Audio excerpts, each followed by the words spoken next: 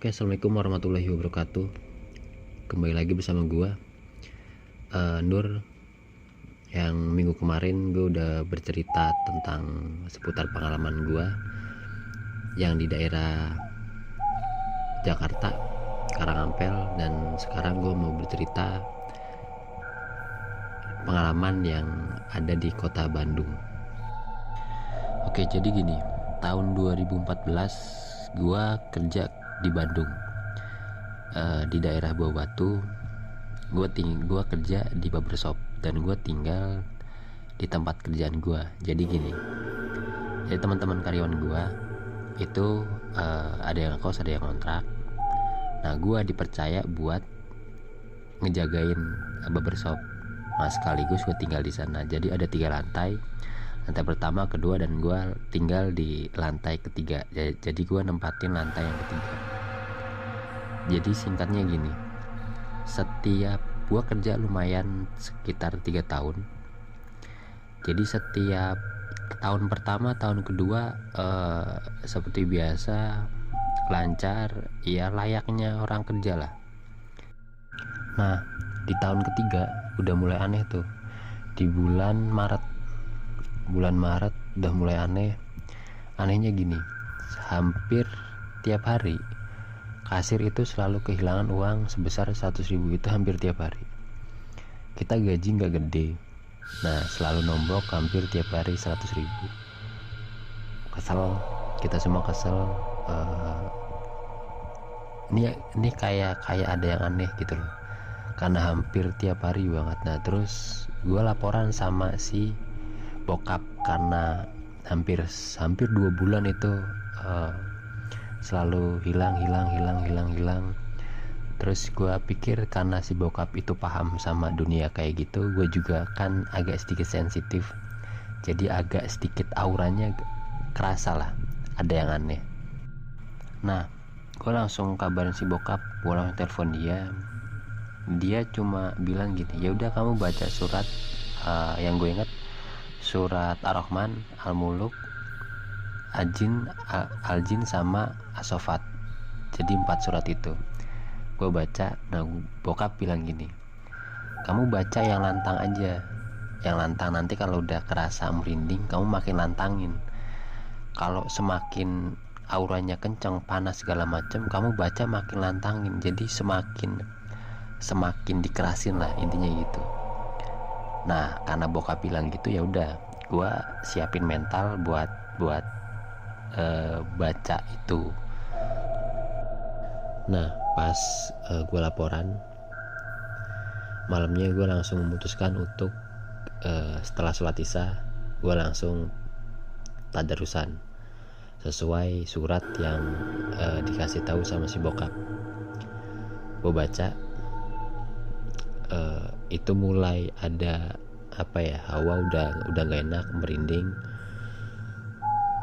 Gue inget pesan si bokap, kalau udah ada aura yang gak enak terus merinding, udah kerasin lagi, lantangin lagi.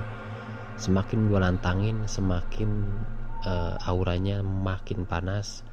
Gue lantangin lagi, makin kenceng banget, merinding banget.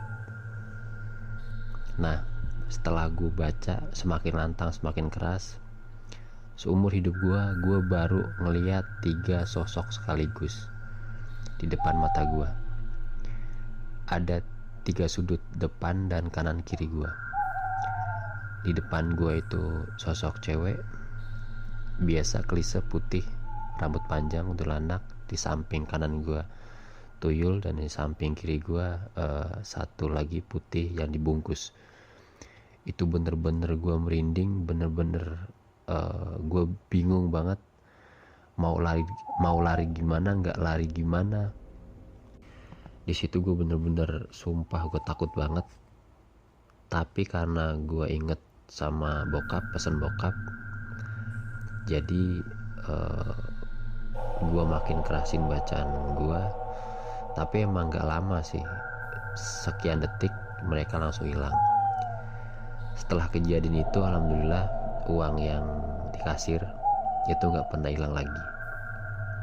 Nah, setelah kejadian itu gue minta tolong sama teman-teman gue yang yang indigo, yang punya indra keenam, termasuk adik gua. Ternyata mereka bilang emang di sekitar barbershop gua itu emang ada orang yang nyugih, jadi kayak pesugihan gitulah. Jadi ya dampaknya ngincernya ke tempat kerjaan gua di situ. Ya mungkin itu sih yang menurut gua lumayan ekstrim, dari yang gua tidur ditemenin sampai ke pesugihan langsung ditampakin 3 sosok sekaligus di Bandung. Selebihnya paling ya cuma nongol-nongol biasa, kayak waktu gue masih di Karangampel yang di Indramayu itu gue pernah ditampakin kaki kayak orang jalan gitulah. Jadi pas kan di belakang rumah gue ada rumah bibi bude. Nah gue sering tuh main di rumah bude, itu ada salah satu saudara kan. Nah gue sering main di sana di rumahnya bude. Itu pas malam gue di luar. Nah saudara gue mau masuk, mau ngambil minuman apa makanan, gue lupa, itu lama banget. Nah tiba-tiba gue nggak tahu kenapa gue tuh kayak ke distract ke satu titik gitu loh, ke arah kiri, yang dimana ke arah kiri itu adalah kebun kosong. Jadi kayak apa ya, kayak bener-bener gue diharuskan untuk ngelirik ke arah kiri. Nah gue liatin. Nah tiba-tiba dari arah apa ya, depan itu ada kaki persis kayak kaki manusia biasa. Yang gue lihat itu dia nyeker nggak pakai alas kaki gitu loh. Dia bener-bener jalan. Yang gue lihat pas di betis, nah ke atasnya itu sama sekali nggak kelihatan. Jadi bener-bener kaki pure kaki gitu loh, kaki bener-bener kaki. Tapi gue nggak tahu, gue malah itu orang apa bukan. Gue mikir kalau iya orang ngapain di kebun malam-malam gitu loh. Masalahnya yang di kebun itu nggak ada jalan, bener-bener udah kebun aja, kebun. Ya tapi gue juga bingung, gue nggak takut di situ. Nah terus saudara gue langsung keluar, dia langsung nepuk punggung gue. Kamu kenapa kok ngelirik ke arah kebun? Nah gue langsung bilang sama dia, gue ngelihat ada kaki jalan, orang jalan, tapi yang gue heran atasnya nggak kelihatan. Gue lihat kaki bener kaki manusia, cuman yang gue heran atasnya tuh nggak kelihatan sama sekali. Terus jawaban saudara gue kayak ngentengin, kayak seolah-olah emang udah biasa aja gitu. Dia bilang yaudah nggak usah diladenin, nggak usah direspon. Dengan santainya dia jawab, gue pikir ya emang mungkin udah biasa kali ya. Tapi yang gue heran itu bener-bener kayak kaki manusia, bener betis yang gue lihat. Tapi herannya emang bagian atas itu nggak kelihatan. Jadi yang gue lihat betis kaki, yang gue lihat pas betis aja, betis. Nah pas bagian lutut ke atas gue nggak ngelihat apapun, hitam aja udah. Terus ada lagi sih yang lebih ekstrim, bukan ekstrim tapi lebih ke creepy. Tapi ini bukan gue yang ngalamin, tapi anaknya temen bokap gue. Jadi temen bokap gue itu anaknya ngelihat satu sosok yang menurut gue itu gila seremnya sih. Jadi waktu itu Om Oni, namanya Om Oni itu main ke rumah bokap gue. ya seperti biasa ngobrol. Terus jam 10 apa jam 11 gue lupa, anaknya itu ke rumah gue nganterin motor bapaknya. Jadi dia jalan kaki. Nah anaknya itu cewek karena emang rumahnya dekat ya, jalan kaki dari rumah gue ke rumah temen bokap gue itu sekitar 15 menit lah, 15-20 menit lah, dekat lah. Nah ini yang nganter tuh anaknya yang cewek. Dia sama temennya cowok apa cewek, gua waktu itu gua nggak ikut keluar sih, jadi yang keluar itu si nyokap waktu itu. Dia cuma nganterin motor terus dibalik. Nah minggu depannya Om Moni tuh main lagi ke rumah. Nah tiba-tiba dia langsung cerita gini, Pak, waktu minggu kemarin yang anak saya nganterin motor jam 11, itu anak saya ngelihat satu sosok anak kecil sekitar 80 cm lah, tingginya, kerdil. Dia bertanduk pakai taring, celana dalam putih, perut buncit, sambil ngelirik sinis gitulah ke arah anak saya, Pak. Jadi Om Moni cerita gitu. Ya anaknya Om Moni sih bilangnya di cerita dia tinggi nggak sampai 1 meter lah, intinya kerdil. Jadi dia ngelihat di depan rumah gue itu ada rumah. Nah ke arah kiri itu ada rumah lagi, baru kebun. Jadi dari rumah gue tuh ada sekitar 4 rumah baru kebun. Nah dia ngeliat tuh di situ. Dia ngeliat sampai buncit, bertanduk, bertaring, berarti kan dia emang ngeliat jelas banget dari atas sampai bawah, dan dia langsung lari.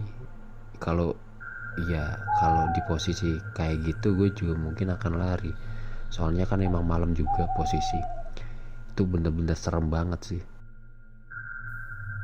Jadi sebelum anaknya Om Moni ngeliat satu sosok kerdil itu, ternyata ponakan gue yang namanya Rizky itu pernah punya pengalaman juga di situ. Dia masih umur 3-4 tahun kalau nggak salah, yang cerita nyokap gue. Jadi ini kan ponakan gue yang pertama dari kakak yang pertama. Nah diajaklah ponakan gue sama nyokap gue, berarti kan ini nenek dan cucu. Diajaklah cucunya ke tempat rumah temennya Mbak Putri. Diajak jalan. Jadi ponakan-ponakan gue tuh kalau manggil kakek dan neneknya itu Mbak Uti, kalau yang cewek Mbak Putri. Tapi karena emang bocah kan gak bisa ngomong R, jadi Mbak Uti. Nah dia bilang gini, jadi kan ke arah temen nyokap gue kan harus ngelewatin kebun itu padahal posisi masih siang. Nah mau jalan, ternyata si Rizky ngomong gini, Mbak Uti, loh kenapa dek, jangan lewat situ Loh kenapa, kan dekat, kan lewat sini emang dekat ke arahnya Pak Ade ini. Enggak mau lewat situ. Loh kenapa, ada yang serem, si Rizky bilang gitu. Itu padahal posisi siang. Anak kecil langsung tahu kalau di situ tuh ya serem gitu loh. Jadi emang kebunnya sih nggak gede, kecil lah. Cuman gue nggak tahu deh, kayak punya cerita lumayan creepy aja di situ. Ya mungkin itu aja cerita dari gua. Mungkin lain waktu kita akan lanjut di cerita-cerita misteri yang lain, pengalaman-pengalaman gue atau pengalaman-pengalaman narasumber yang lain mungkin. Jadi terima kasih untuk para pendengar yang sudah bersedia mendengarkan cerita dari gue, pengalaman gue. Jadi oke, mungkin itu aja dulu. Selamat beristirahat dan semoga esok menjadi hari yang lebih baik dari hari sebelumnya. Terima kasih semuanya, sukses selalu. Malam.